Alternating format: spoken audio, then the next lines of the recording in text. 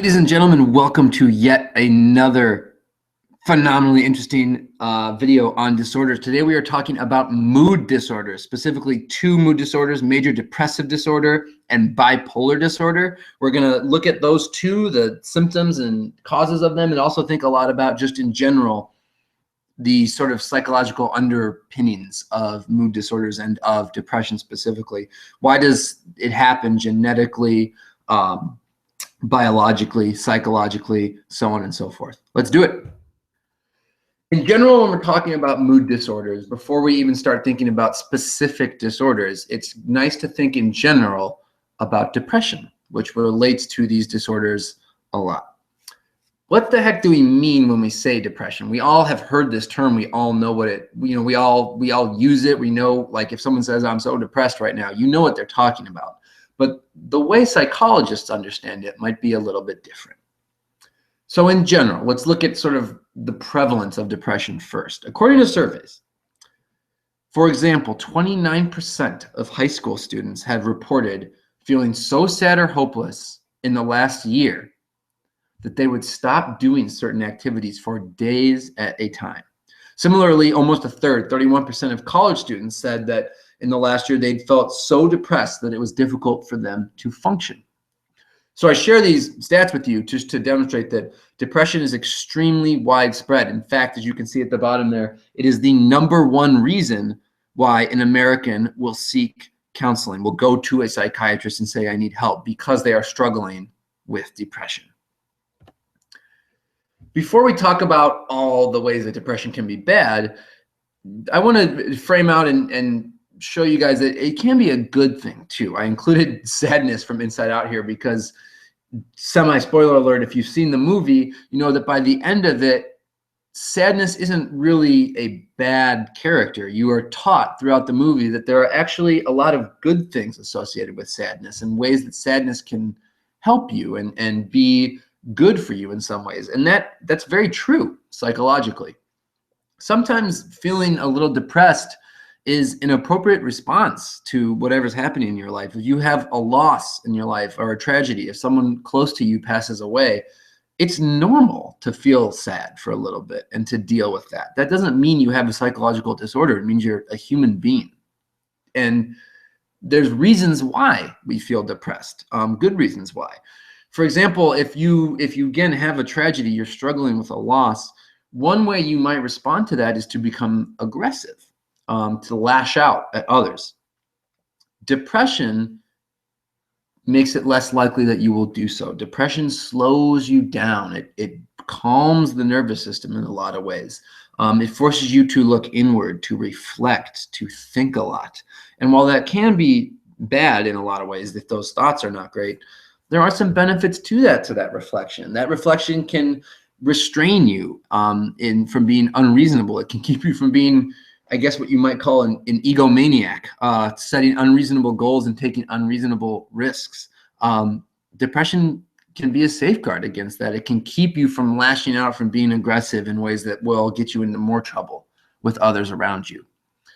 Like I said, it enhances reflection. And interestingly enough, depression can improve your memory. It can improve your recall ability. Studies have shown that people who are feeling a little blue have better memory than those who are feeling just totally 100% great about themselves. And part of the reason for this, again, psychologists hypothesize, is because of that sort of self-reflective nature of depression. But what happens when depression becomes a bad thing? Major depressive disorder, again, one of the most common disorders you will find in the DSM-5.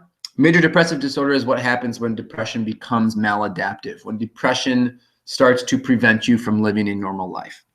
So you have all these signs of depression here on the right, all of these symptoms. If you have these signs, a few of these signs lasting 2 or more weeks without stopping, that is when you have major depressive disorder. Again, we've all had bad days when we feel a little down for the day. We've all had days when we feel really tired, right? We all have had problems sometimes with guilt or feeling bad about ourselves at some point in our life.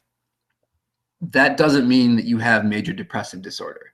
If these things are constantly on your mind, you cannot shake them, you're just always down for 2 weeks at a time, straight, no break, that is when you have major depressive disorder. And major depressive disorder is the first of the major mood disorders we'll talk about. The second one is related, but sort of adds a layer on top to major depressive disorder, and that's bipolar disorder. So bipolar disorder is when you toggle back and forth, you flip back and forth between two extremes on the spectrum of mood. The first extreme is depression. And again, looking at these same symptoms when we're talking about depression, okay? You flip though, you don't constantly in this depressed state. You also will flip back and forth to what's called a manic state in which you experience mania. Mania is a hyperactive, a wildly optimistic state. You are going crazy. Someone who's manic seems to be the most joyful, intense, high energy person that you have ever met if they're experiencing this manic state. But that is countered then by falling back into depression. Interestingly, between 1990 and 2003, we saw a 40-fold increase. That is a 4,000% increase in the diagnoses of bipolar disorder among teenagers in the United States. Part of this might be because it's actually happening more, but again, if you think back to our discussion and our debate about the DSM-5 that we did last week, part of this also may be because of changing definitions of bipolar disorder and changing cultural perceptions and thinking about bipolar disorder that might have contributed to this trend in increased diagnosis. Mania, while it is maladaptive and it will prevent you from living a normal life, there are some benefits to mania. There have been some great creative figures throughout history who have demonstrated signs of mania.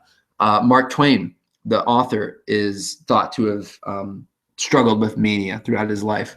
A lot of people might say Kanye West is a manic guy.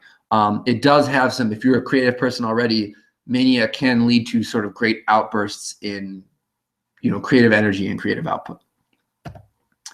So here, this is an example of a person with bipolar disorder, not a real person, but it's a really good illustrative example from the movie Oh Brother, Where Art Thou? This guy who you're going to see running around with the machine gun is an example of a patient with mania.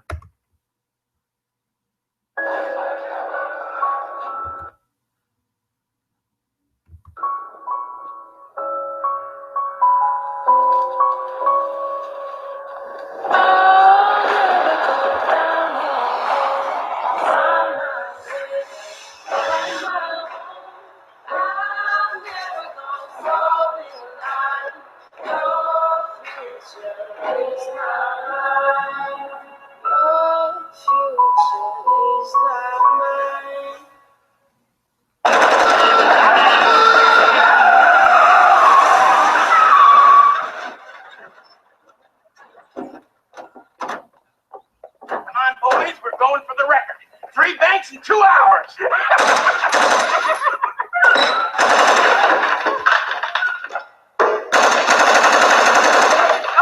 folks, hold your paws and drop your drawers. I'm George Nelson, and I'm here to set the city eat a peanut. He's a live wire, though, ain't he? All the money in a bag. What are you looking at, Grandpa? Pardon me, George. You got a plan for getting out of here? Sure, boys. Here's my plan. They ain't never seen ordinance like this. Thank you, folks. And remember, Jesus saves, but George Nelson withdraws. Go fix the order back to him, Pete. Who said that? What ignorant, low down, slanderizing son of a bitch said that? My name is George Nelson. Get me? She didn't mean nothing by it, George. George Nelson, not Babyface. You remember, and you tell your friends, I'm George Nelson, born to raise hell.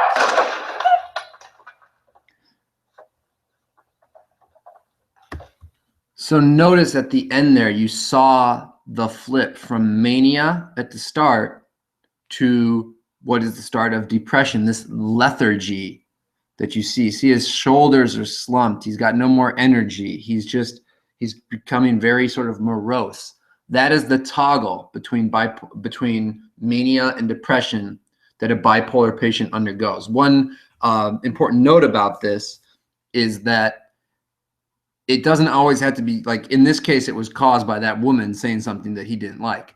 There doesn't always need to be a reason to flip between mania and depression. It just happens without much of an environmental cause that you could observe in most patients. So some key points just to circle back on these about depression before we move on. It's widespread.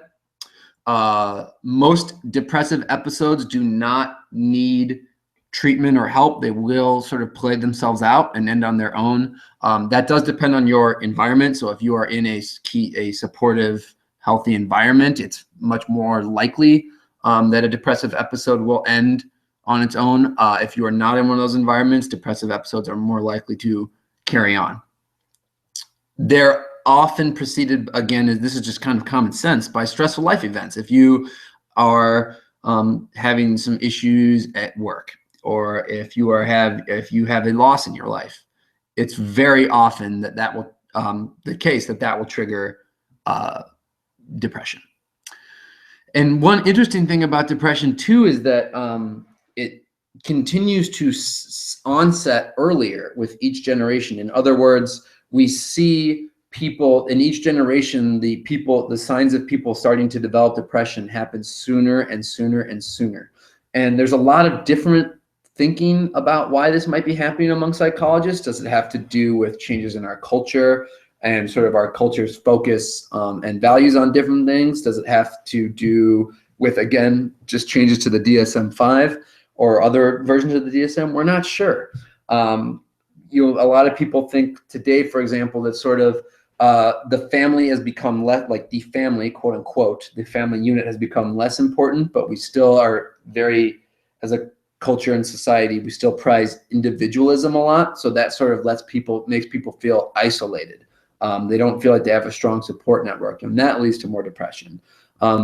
These are all just theories, though. We don't have any scientific fact boosting any of this. Let's think about some causes of depression. The first one being genes. This is a chart showing heritability. And again, heritability is the extent to which differences among individuals can be attributed to genes. So if you look at bipolar disorder here, extremely heritable. 85% or so of the differences in occurrences of bipolar disorder among a population of people can be attributed to genes. So very heritable bipolar disorder. Major depressive disorder, not quite so much. Less than 40% of the differences of this occurrence can be attributed to genes. So there's that, of course, then tells you that there are environmental factors and some other sort of individual psychological things at play causing this issue. A big cause of depression is what you'll hear referred to as quote unquote chemical imbalance in the brain. And generally speaking, when we're talking about chemical imbalance, we are talking about neurotransmitters. Problems with neurotransmitters and issues with neurotransmitters not functioning the way they should is a very frequently causes depression. And this video is going to take you through that a little bit more. The first part will be just a review, sort of how does neuron to neuron communication work, and then the second half they'll talk about specifically how this affects depression. Depression is one of the most common psychiatric disorders. Symptoms of depression are often subtle and unrecognized by both patients and physicians. The brain contains a network of interconnected nerve cells called neurons. The junction between the neurons is called the synaptic junction. The transmission of impulses from one neuron to another is facilitated by chemicals called neurotransmitters. The impulse triggers the release of neurotransmitters from one neuron, which cross the synaptic junction and attach themselves to the receptors in the adjacent neuron, sending the message through. Later, the neurotransmitter returns to the initial neuron via the reuptake channel. One of the causes of depression is believed to be the depletion of the amine neurotransmitters serotonin and norepinephrine. Antidepressant drugs increase the availability of neurotransmitters at the synaptic junction by blocking the reuptake channel.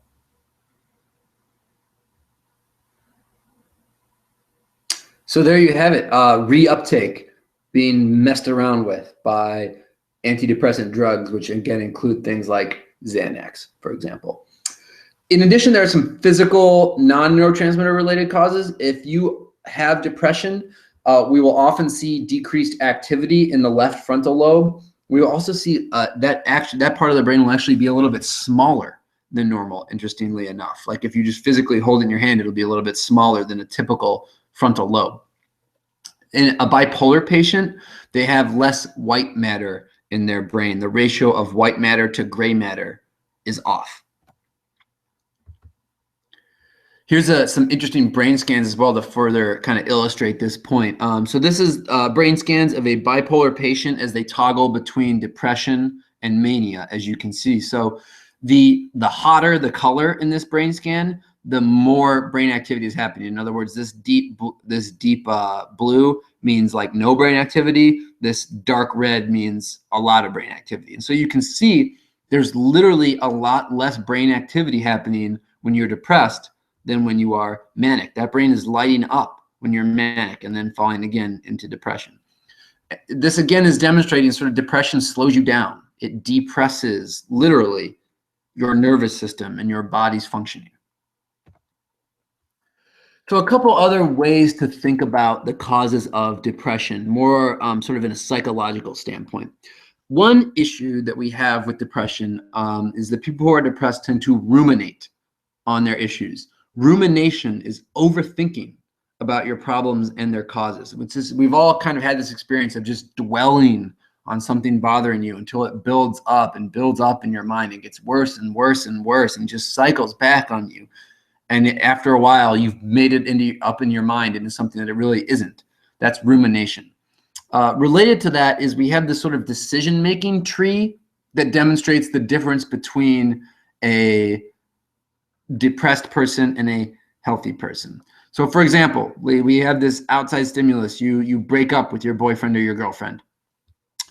If you are depressed, you are more likely to follow this left-hand side line of thinking. If you are not depressed, you are more likely to follow this right-hand side of thinking. And this is getting into the cognitive effects of depression. So again, you can see here, I break up with my boyfriend or girlfriend. If I'm depressed, I'm going to say, oh, I'll never get over this. I will never feel better. And then that starts to build. Without my partner, I can't do anything right. It's all my fault. As you ruminate on these issues, you get further and further into depression. Whereas if you have this line of thinking, like, look, this is awful right now, but I'm going to get through it. I'm going to be better for it at the end. You have sort of this second path, which is much more healthy. And the sort of thoughts you are having here allow you to be more successful in coping with this life event and not fall into depression. Last but not least, another way to think about what causes depression, this is also part of rumination, is the cycle that we go through, which starts with physical stuff, moves through psychological issues, and ends in behaviors that then feeds back into physical. So you start off, you're tired, you don't have energy, maybe you're gaining or losing weight. That's a physical start. That's leading to thoughts, right, that are mirroring those physical symptoms. Everything is awful, it's all pointless, I hate my life, I'm not happy, ruminating on these things. Of course, those thoughts that you're having, those ruminations, are going to lead to some negative emotions. You're going to get irritable, upset, not feel happy as a result of this sort of rumination that we see happening moving through here. And then that negative feeling is going to obviously lead to negative behaviors, sleeping more, avoiding people, so on and so forth. And then interestingly enough, though, those behaviors will feed back into physical symptoms. That starts the process all over again. If you're sleeping all the time, you're actually more likely to feel tired, right? You've probably had a day where you stayed in bed like all day. You didn't feel refreshed by dinner time. You felt just lazy and lethargic because you hadn't gotten your body up and moving. And then that cycle just continues around and around and around. So that is it for mood disorders. Make sure, as always, you post a question on your Google Classroom. Looking forward to talking about with you guys more in class mañana.